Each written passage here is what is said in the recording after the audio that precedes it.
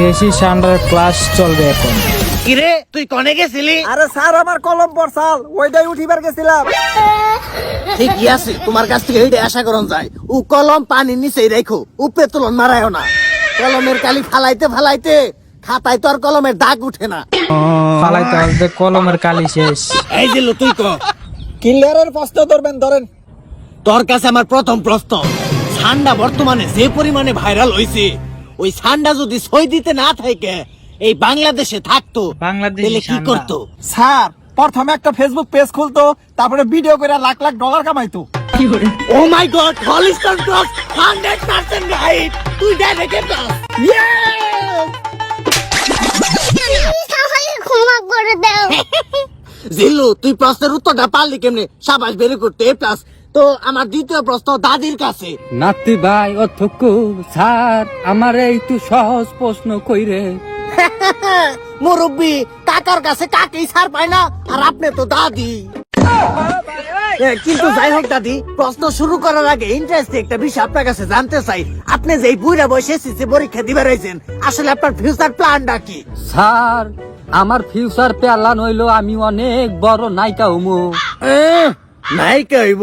আপনি কোন দিহি নায়িকা হওয়ার প্রথম শর্ত কি? স্যার নায়িকা হওয়ার প্রথম শর্ত হইলো লিঙ্ক ভাইরাল করার নাগবো। স্যার তাড়াতাড়ি প্রশ্ন করে শেষ দেন, পরীক্ষার টাইম শেষ হয়ে যাইতেছে। যাই হোক দাদি, আপনার কাছে আমার দ্বিতীয় প্রশ্ন, আপনি বলেন তো ইনজেকশন কত প্রকার? নাতি ভাই আমার তো অনেক ডায়াবেটিস, সকালে একটা ইঞ্জেকশন দেওয়ার নাগে আর রাইতে তো তোমার দাদাই দেয়, তার মানে ইঞ্জেকশন 2 প্রকার। জেউরে বুড়ি কইলো কি রে? নাতি ভাই কইলা না তো আমি এ প্লাস পাইছি না গোল্ডেন এ প্লাস পাইছি।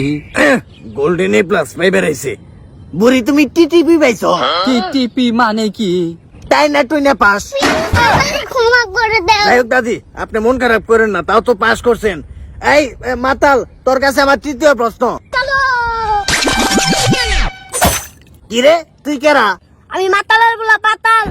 তোর বাপে গনে গেছে? আব্বাই মদ খাবার আছে। মদ খাইবার গেছে, ভালো কথা। তুই নেকে? আমি না প্রশ্ন উত্তর খেলবার আছে, আমার প্রশ্ন ধরেন।